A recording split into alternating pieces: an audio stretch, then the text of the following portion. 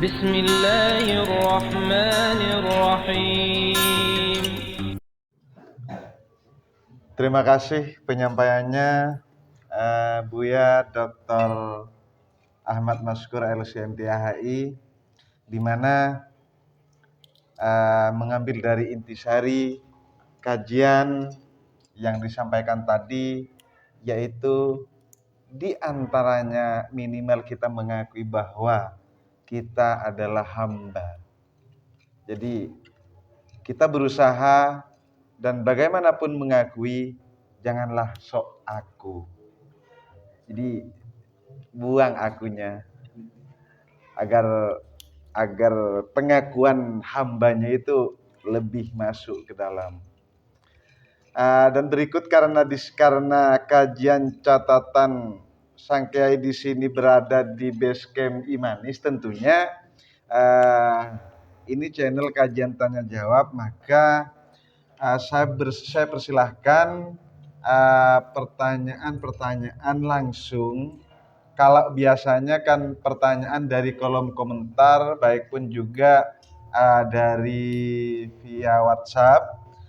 Namun sekarang karena berhadapan-hadapan langsung dengan pengurus dan anggota Imanis, maka dipersilahkan saudara yang mau bertanya tentang Isra Mi'raj. Monggo dipersilahkan. Saudara Husni. Iya. Pengalaman ini.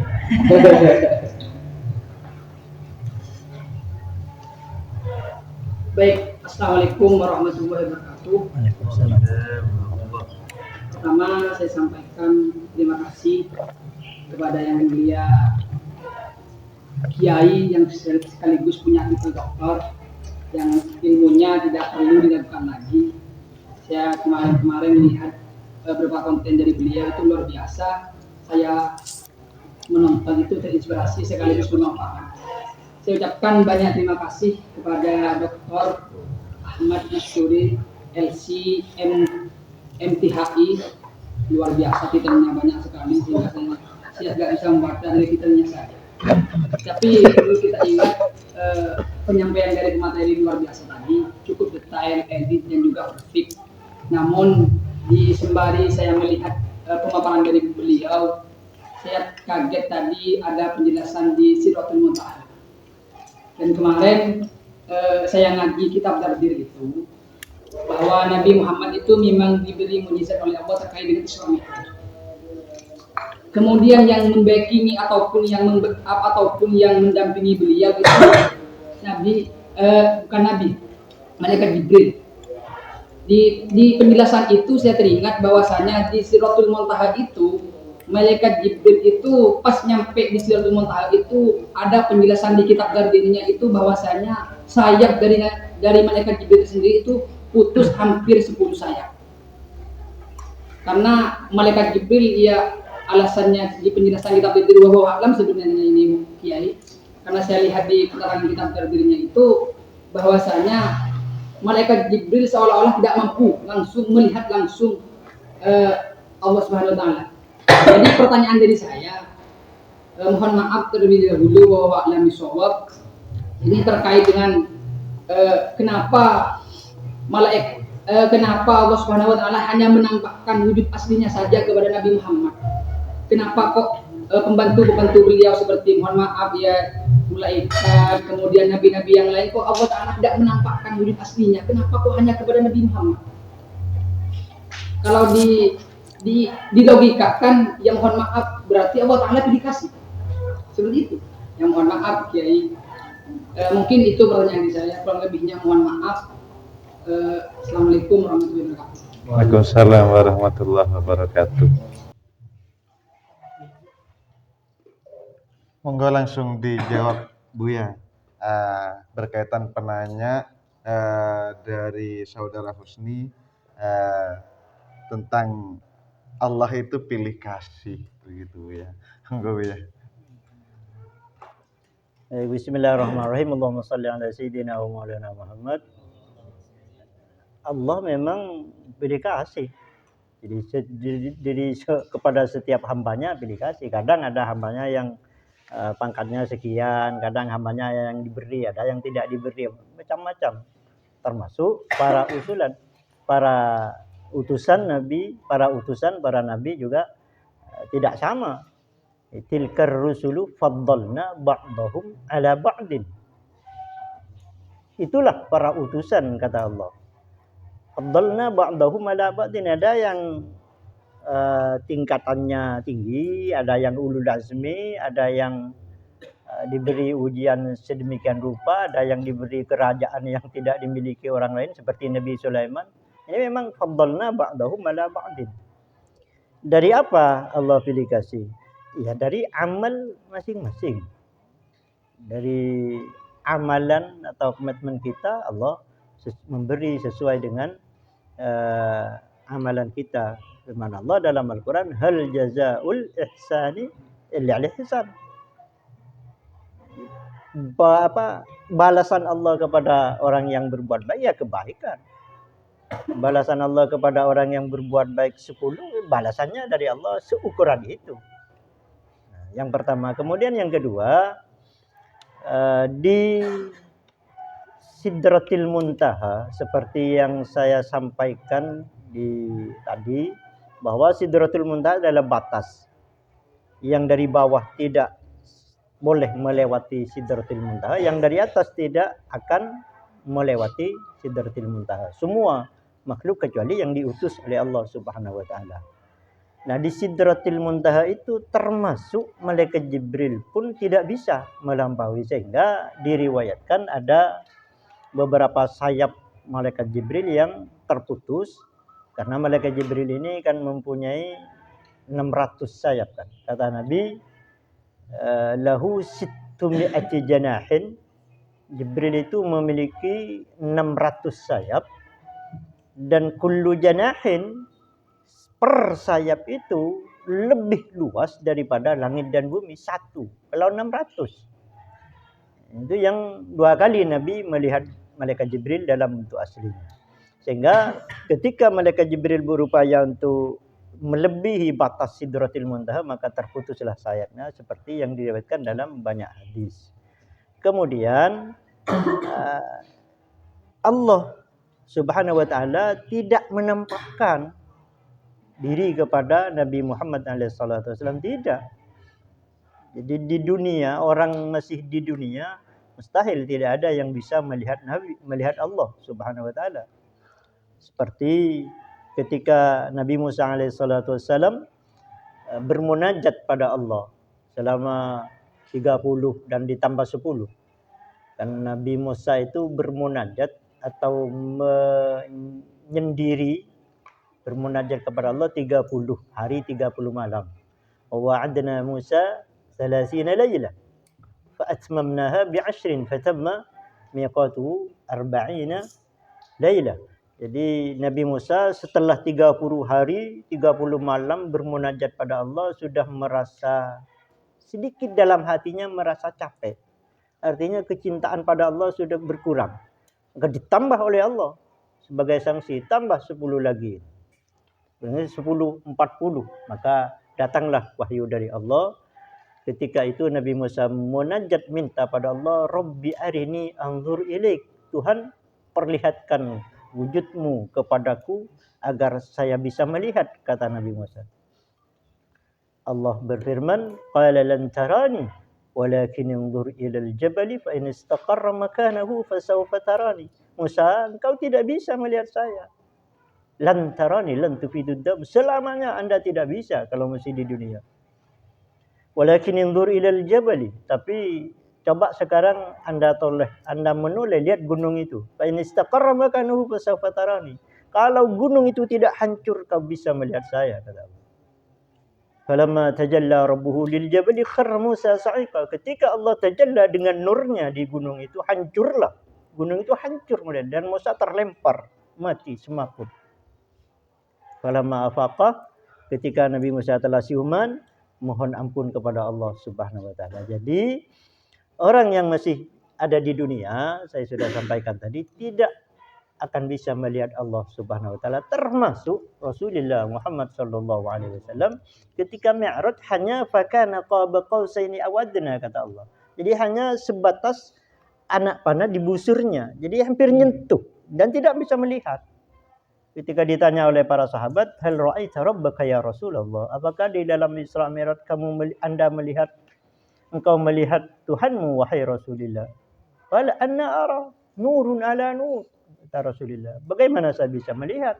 Cahaya di atas cahaya semua, berlapis-lapis. Tidak bisa. Jadi Allah yang memberi hadiah 3 tadi kepada Rasulullah Muhammad sallallahu alaihi wasallam, Nabi tidak melihat. Ya wallahu alam kaifiyah. Allah tidak berkaifiyah, tidak bisa ditanya kaifa, kenapa, dan Allah tidak bisa ditanya aina, di mana, dan Allah tidak bisa ditanya seperti apa. Walillahil matsalul a'la. Insyaallah seperti itu. Ya, selanjutnya dari penanya yang lain, monggo dipersilahkan. Assalamualaikum warahmatullahi wabarakatuh. Waalaikumsalam. Pak Kiai, tentang Isra Mi'raj ini ada 2 hal yang mungkin jadi disampaikan kepada teman-teman semua terkait bagaimana Allah Ta'ala itu berada di Sidratil Muntaha, yang kalau kata anak santri itu Allah itu mukhalafatul hawadith. Seakan-akan dengan seperti itu Allah Ta'ala itu sama dengan kita, mempunyai tempat dan tidak jauh dari kita sebenarnya. Yang pertama. Yang kedua, terkait Isra Mi'rajnya Rasulullah itu, bagaimana kehidupan kita sekarang ini adalah mudah menerima pesan, mudah menerima kabar, mudah menerima informasi-informasi yang datangnya belum tentu, yang datangnya tak tahu dari di mana, kemudian tak banyak atau tak sedikit dari kita langsung membenarkan kabar itu. Begitupun dengan Rasulullah SAW ketika Isra Mi'raj menyampaikan kepada kaumnya, ada yang tidak percaya, ada yang percaya, dan lain sebagainya. Lalu bagaimana langkah-langkah kita menghadapi waktu atau zaman yang terkait informasi-informasi yang datang itu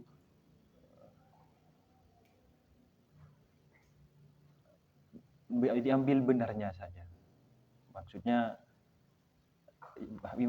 mengambil informasi yang benar di waktu-waktu yang seperti ini, di kehidupan kita yang sekarang ini, bagaimana cara menyikapinya? Baik, bismillahirrahmanirrahim. Allahumma shalli ala sayyidina Muhammadin wa alihi wasahbihi. Yang pertama, Rasulullah sallallahu alaihi wasallam tidak melihat dan tidak bertemu Allah secara kasat mata di Sidratil Muntaha. Jadi Rasulullah bisa menghadap Allah setelah Sidratil Muntaha. Sehingga firman Allah dalam Al-Qur'an, laqad ra'ahu Jibril wa laqad ra'ahu nazlatan ukhra. Artinya ketika Rasulullah sudah turun dan sampai di Sidratil Muntaha, ketemu lagi dengan malaikat Jibril. Turun dari menghadap Allah Subhanahu wa taala. Sehingga Allah tidak bertempat. Tapi kalau kita mengatakan Allah yang maha tinggi, dan tinggi itu di sana, ya tidak ada masalah, karena sesuai dengan ayat sabbihisma rabbika al-a'la, maha tinggi. Ya maha tingginya di mana wallahu a'lam, tidak tahu. Tetap tidak boleh dikatakan Allah di atas atau Allah di tempat tertentu, tidak boleh. La yahtaju ila makanin wala mukhassis. Tidak membutuhkan tempat dan tidak membutuhkan waktu Allah Subhanahu wa taala. Jadi ketika Rasulullah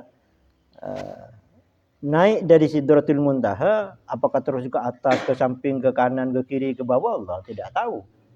Yang jelas malaikat Rasulullah SAW ketemu Jibril kedua kalinya setelah nazlatan ukhra, setelah turun dari menghadap Allah dan di Sidratul Muntaha ketemu malaikat Jibril di Sidratul Muntaha. Kemudian yang kedua, bagaimana kita menghadapi berita-berita yang sering terdengar atau sering kita dapat.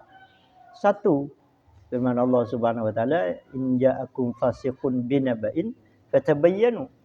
Jadi kalau ada orang fasik ini kan orang yang biasa melakukan dosa, biasa melakukan kebohongan. Kalau mereka bawa berita, naba itu khabarun adim, jadi berita besar, bukan sekedar warta. Jadi naba itu khabar adim, berita-berita yang berkonotasi besar, berita-berita tentang akhlak, berita tentang agama, berita tentang sesuatu yang sekiranya menjadi gaduh. Maka kalau Anda terima itu berita seperti itu, fatabayyan, klarifikasi dulu. Artinya jangan pas langsung percaya, apalagi diterima dan diamalkan, jangan. Tabayyun dulu, klarifikasi kata Allah Subhanahu wa taala. Itu terkait dengan berita. Sehingga Nabi itu dinamakan Nabi karena pembawa berita itu. Dan setiap hadis Nabi itu kan ditasjil, dicatat. Nabi itu kan punya dua sekretaris, dua kelompok, bukan dua orang. Satu, kutabul wahyi, penulis Al-Quran. Setiap kali Nabi alaihissalam mendapat wahyu Al-Quran, maka Nabi memerintahkan pada para sahabat yang ditunjuk menjadi kutab, jadi penulis, seperti Abu Bakar, Umar, Utsman, Ali, Muawiyah bin Abi Sufyan, Zaid bin Sabit. Itu kan kutabul wahyi. Rasulullah perintahkan, ini tulis 5 ayat dari surah An-Nisa umpama, dari ayat sekian sampai sekian, dicatat di bawahnya. Sehingga tidak ada kesulitan para sahabat untuk mengumpulkan Al-Quran. Karena Al-Quran itu mengalami 3 kodifikasi, 3 pembukuan. 3 kali pembukuan. Yang pertama pada masa Nabi ditulis jelas. Ini umpama 100 ayat. Maka di bawahnya ditulis 100 ayat mulai 10 sampai 110 umpama. Dari surah ini. Jadi jelas ditulis di bawahnya. Kemudian kodifikasi pembukuan yang kedua pada masa Abu Bakar. Yang disebut dengan Mushaf Abi Bakr. Pada masa Abu Bakar dibukukan, disatukan dalam satu mushaf tapi tidak diurut. Tetap ala sab'ati ahrufin. Dan Al-Quran itu unzila ala sab'ati ahrufin, diturunkan dengan 7 logat, dengan 7 gaya bahasa. Jadi ada logat Quraisy, ada logat Mudar, ada logat Kinana, ada logat Bani Kalbi, ada logat Tamim, 7.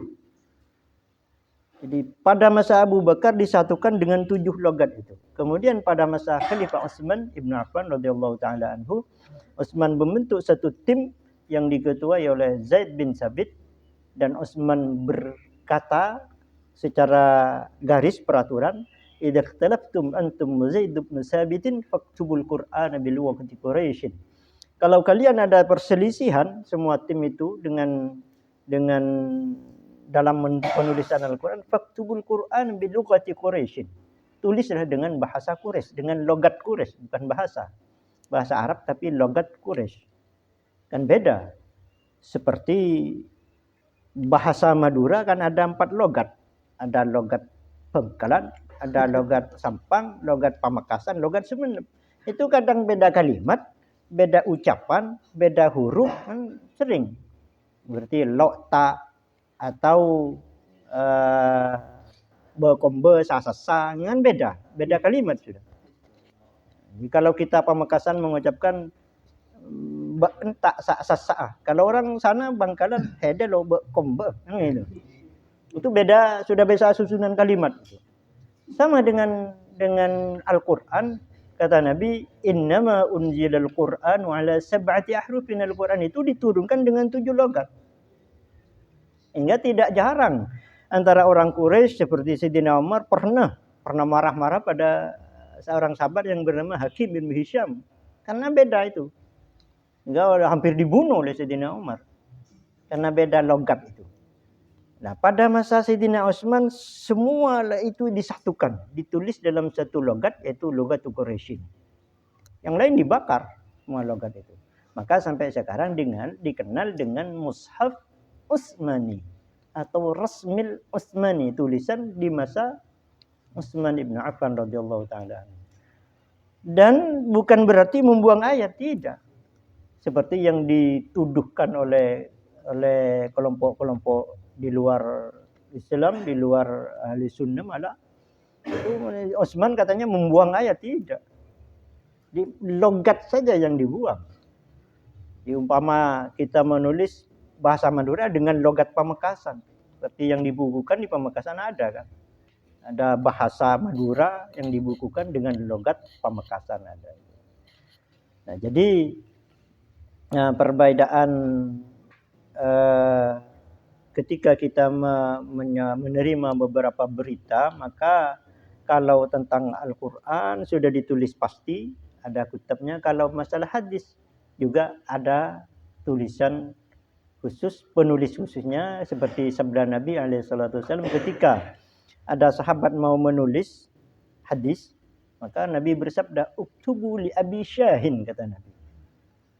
Sini jangan dicampur dengan Al-Quran, jangan. Uktubu li Abi Syahin. Ada seorang sahabat bernama Abu Syah, itu tukang tulis hadis. Ya, hadis sabda Nabi atau hadis perbuatan Nabi atau hadis takrirun Nabi ditulis semua oleh para sahabat khusus yang tidak menulis ayat Al-Quran. Sehingga Nabi bersabda, man kataba syai'an anni ghairal Quran falyamhuhu. Siapapun kalau penulis Al-Quran menulis selain Al-Quran, hapus itu semua. Itu hadis sahih Bukhari Muslim. Jelas. Sehingga keautentikan Al-Quran sampai sekarang pun tidak ada orang yang menentang. Kenapa? Karena jelas. Beda dengan kitab-kitab yang lain. Kalau seperti Injil ditulisnya setelah 100 tahun Nabi Isa diangkat oleh Allah Subhanahu wa taala, artinya kemungkinan salah sudah sangat besar. Kalau masa Nabi tidak, sudah Nabi Muhammad sudah Al-Quran itu sudah jelas dan ada perawinya, ada catatannya, bukunya ada, jadi sejak dulu ada. Sehingga kalau masalah Al-Quran itu mutawatir sampainya pada kita, kalau hadis juga ada yang mutawatir, ada yang ahad, ada yang masyhur, ada yang aziz, ada yang gharib, dan seterusnya. Assalamualaikum warahmatullahi wabarakatuh. Sebelumnya terima kasih karena telah memberikan saya kesempatan untuk bertanya tentang unek-unek yang dari dulu tidak pernah saya keluarkan karena belum punya kesempatan untuk bertanya. Jadi begini, dalam Isra Mi'raj ini kan ada dua kata, yaitu Isra dan Mi'raj. Yang mana Isra itu perjalanan Nabi Muhammad SAW dari Mekah ke Masjidil Aqsa. Dan untuk Mi'rajnya itu naiknya Nabi Muhammad dari Masjidil Aqsa ke Sidratul Muntaha. Dan yang saya tanyakan, kenapa kenapa Nabi Muhammad itu harus berjalan dulu dari Mekah ke Masjidil Aqsa? Kenapa tidak langsung naik ke Sidratul Muntaha dari Mekah? Kan tempat yang paling suci itu tempat yang paling yang paling mulia itu Mekah. Kenapa harus ke Masjidil Aqsa? Kenapa harus jalan dulu? Kenapa harus Isra dulu? Kenapa tidak langsung Mi'raj dari Mekah atau dari Ka'bah, tempat Ka'bah? Ada yang mengatakan bahwa Ka'bah itu adalah pusat bumi atau tengah-tengah bumi. Kenapa tidak langsung dari situ? Kenapa? Mungkin hanya itu. Terima kasih. Wassalamualaikum warahmatullahi wabarakatuh. Bismillahirrahmanirrahim. Allahumma salli ala sayyidina Muhammadin wa alihi wa sahbihi. Kenapa Rasulullah Muhammad sallallahu alaihi wasallam masih Isra tidak langsung Mi'raj dari Mekah? Jawabannya hikmah yang terkandung di dalamnya adalah untuk menghilangkan aku Nabi. Jadi supaya Nabi Muhammad tidak mengakukan dirinya. Artinya Allah seakan berfirman kepada Nabi Muhammad, walaupun engkau Muhammad ada di tempat yang paling mulia, yaitu Mekah, ada di tempat yang pertama kali dicipta oleh Allah, yaitu Mekah, sesuai dengan ayat inna awwala baitin wudi'a lin-nas lalladzi bi Bakkah mubarakan. Jadi bukan barakna tapi mubarakan. Sepanjang masa selalu mendapat barakah dari Allah Subhanahu wa taala. Walaupun engkau Muhammad ada di sana dan walaupun engkau Muhammad bernasab tinggi, bernasab yang baik, nasabnya akan tinggi Nabi alaihi salatu wasallam.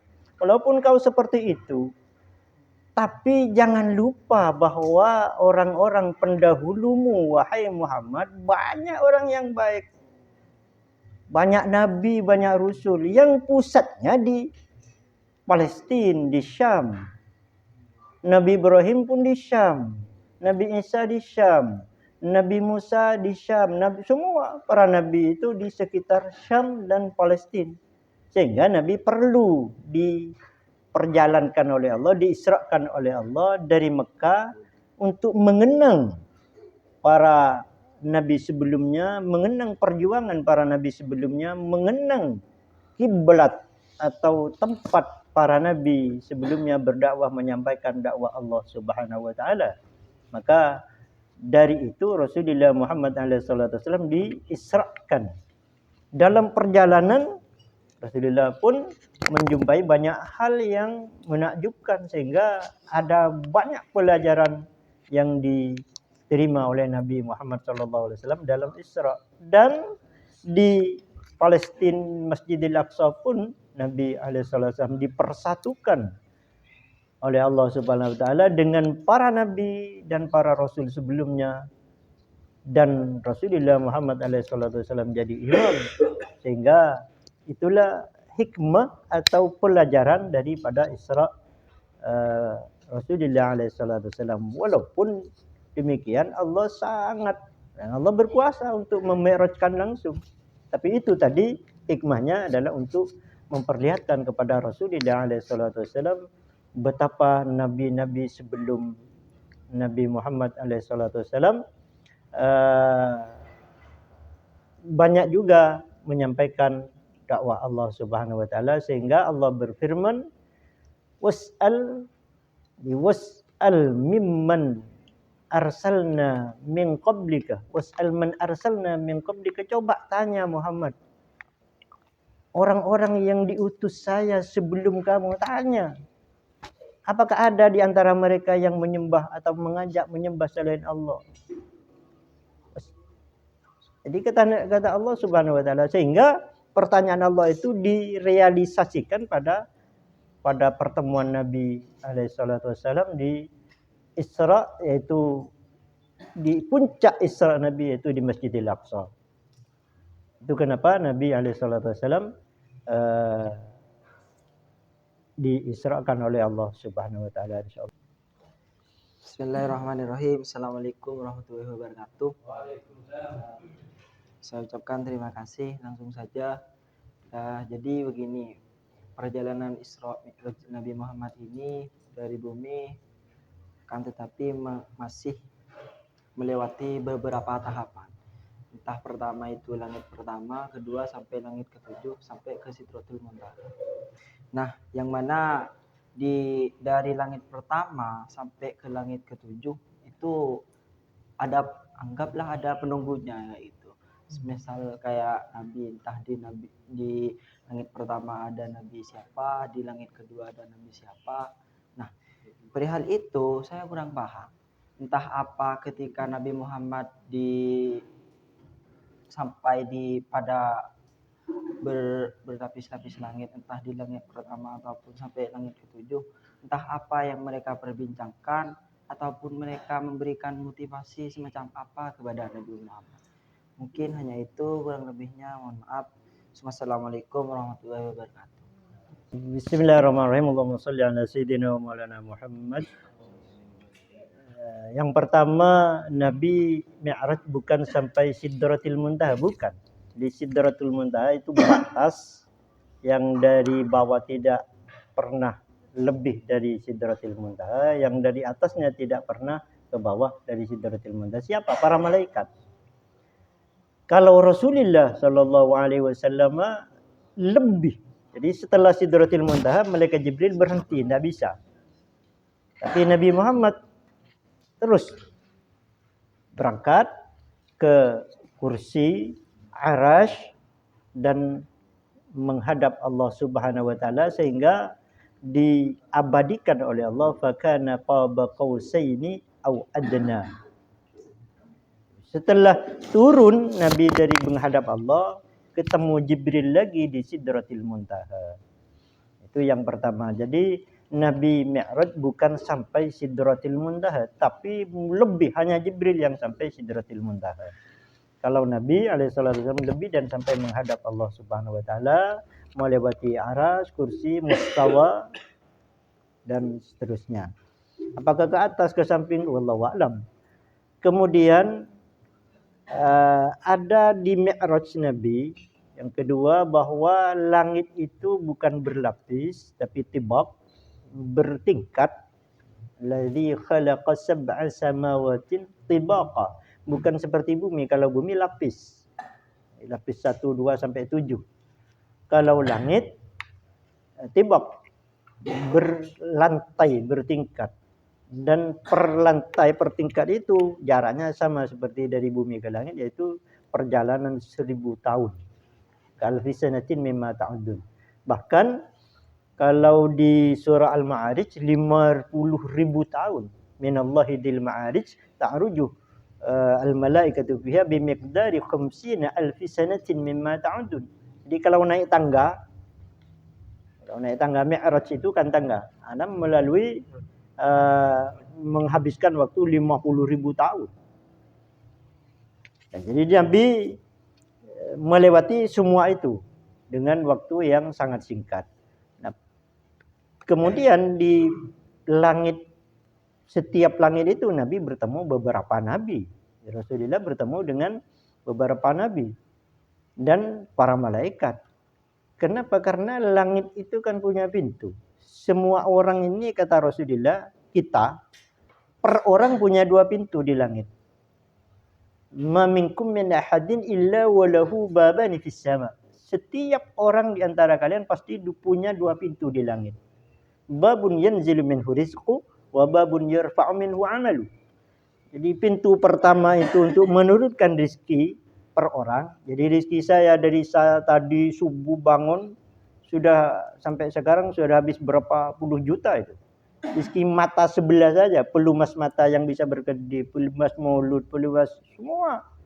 Bukan makanan saja, bukan asupan makanan, tapi rezeki saya bisa berbicara, saya bisa berjalan, saya bisa duduk, saya bisa, itu rezeki sudah habis kalau diuangkan berapa juta dari tadi itu.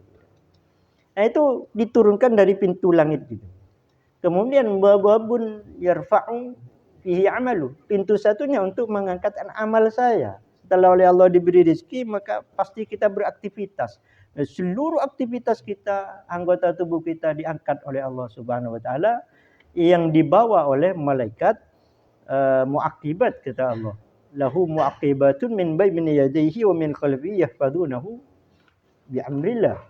Jadi setiap orang pasti ada malaikat muaqibat yang selalu mendampingi, yang menjaga mata, mencatat amal mata, mencatat amal kaki, amal semua, bahkan hati pun fuad dicatat sehingga diangkat oleh Allah Subhanahu Wa Taala, oleh para malaikat dibawa menghadap Allah Subhanahu Wa Taala. Ini amalan hambamu wahai Tuhan seharian ini.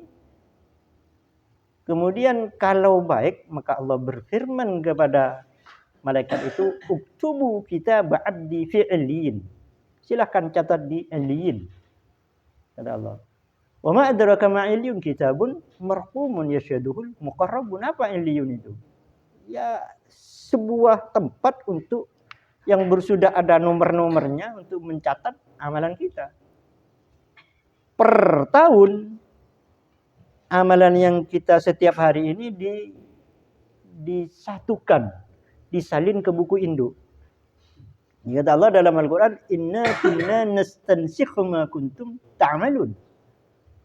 Itu menurut hadis terjadi pada 15 Sya'ban. Jadi sebentar lagi. Di amalan kita setahun itu disatukan di buku induk yang disebut dengan imam. Wa kullu syai'in ahsaynahu fi imamin mubin, fi kitab. Nanti setiap manusia imamnya itu bukunya diberikan, dikalungkan oleh Allah. Wa kullu insanin alzamnahu ta'irahu fi 'unuqi. Setiap insan pasti saya kalungkan buku catatan amalnya yang tadi dicatat di Illiyin kalau orang baik, kalau orang fujar di Sijjin. Wa inna kitabal fujjari lafi Sijjin. Buku catatan amal orang jahat di Sijjin. Wa ma adraka ma Sijjin kitabun marqumun. Wailun yawma idzin lil mukadzibin. Tidak yashhaduhul muqarrabun, tidak. Dia ada catatan tersendiri. Nah, jadi pintu langit itu setiap orang mempunyai 2 pintu. Ketika Rasulullah Shallallahu Alaihi Wasallam Mi'raj, maka minta izin. Jibril yang minta izin. Pintu pertama di langit pertama pas ketemu Nabi Adam alaihissalatu wassalam. Walaupun tadi waktu di Palestina sudah bersama, salat bersama. Kok bisa? Ya bisa, Allah yang mengerjakan itu semua urusan Allah. Kita tidak perlu masuk di wilayah itu, tidak usah. Apa yang disabdakan Nabi sudah kita terima. Di langit pertama ketemu Nabi Adam, kedua ketemu Nabi Yusuf, ketiga ketemu Nabi Idris, keempat ketemu Nabi Harun, kelima ketemu Nabi Musa, keenam ketemu Nabi Yahya, Zakaria, Isa, di langit ketujuh ketemu Nabi Ibrahim, Khalilullah. Apa saja yang diperbincangkan Nabi Muhammad SAW dengan para nabi di atas langit? Kalau Nabi Isa jelas bijasadihi. Nabi bertemu Nabi Isa jasad. Artinya seperti kita. Karena Nabi Isa tidak wafat. Bisa wa ma qataluhu wa ma salabuhu walakin syubbiha lahum. Nabi Isa tidak pernah wafat, belum. Nanti akan turun di akhir zaman dan akan menikah dengan seorang perempuan dan akan wafat seperti biasa dan dikubur bersama Rasulullah Sallallahu Alaihi Wasallam di Madinah.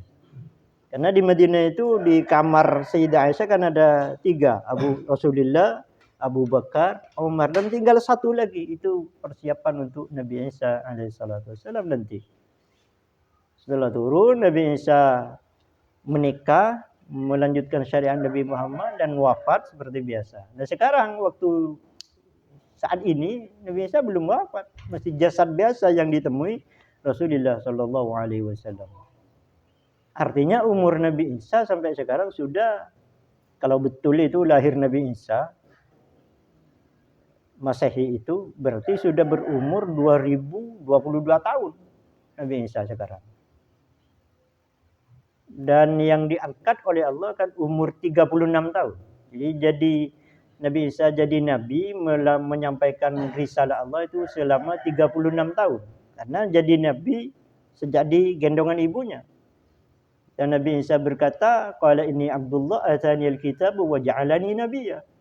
Awsani bis salati waz zakati ma dumtu hayya. Jadi saya ini nabi, kata Nabi Isa waktu digendong oleh Sayyidah Maryam alaihissalam. Dan saya dipesan oleh Allah supaya selalu melakukan salat selama saya masih hidup. Di salat Nabi Isa. Para nabi semua salat. Di salat itu kewajiban bagi seluruh umat manusia dan merupakan hadiah besar bagi kita umat Islam kepada Nabi Muhammad Sallallahu Alaihi Wasallam. Kemudian ketika ketemu Nabi Musa, Nabi Muhammad bermusyawarah. Ketika turun dari Allah Subhanahu Wa Taala, dan ketemu Nabi Musa. Nabi Musa bertanya apa saja yang perintahkan oleh Allah. Nabi Muhammad menyampaikan bahwa 50 kali salat. Dan Nabi Musa memohon pada Rasulullah agar dikembali kepada Allah, mohon keringanan, akhirnya tinggal 5 itu. Jadi itu semua disebutkan dalam hadis sahih. Termasuk kata Nabi Musa ketika nangis, Nabi Musa kan nangis. Nabi itu. Ketika malaikat bertanya, "Ma yubkika ya Musa?" Apa yang membuat Anda nangis? Qala, "Gulamun ba'atsallahu min ba'di." Anak kecil yang diutus oleh Allah setelah saya kok malah lebih baik dari saya. Jadi Nabi Muhammad anak kecil. Menurut Nabi Musa, kenapa ya? Karena ya umurnya kan jauh. Anak kecil diutus setelah saya kok malah lebih baik saya, umatnya lebih banyak dan masuk surga lebih dulu dari umat saya, kata Nabi Musa. Termasuk ketika Nabi SAW bertemu Nabi Ibrahim berpesan, "Ausi ummataka ya Muhammad." Pesan umatmu wahai Muhammad dengan kalimat subhanallah walhamdulillah wala ilaha illallah wallahu akbar. Itu pesan Nabi Ibrahim kepada Rasulullah Muhammad SAW untuk umatnya, untuk kita. Dari itu kita perbanyaklah. Itu kata Nabi, ghirasul jannah, tanaman surga. Sehingga kata Nabi, waqad gharastuhu, saya telah nanam di surga. Jadi kalau kita baca itu, maka insya Allah, kalau bacaan itu diterima oleh Allah, maka kita telah banyak menanam tanaman di surga, sehingga untuk dimasukkan ke surga oleh Allah Subhanahu wa taala akan lebih dekat karena sudah punya tanaman di surga itu. Mudah-mudahan seperti itu. Assalamualaikum warahmatullahi wabarakatuh.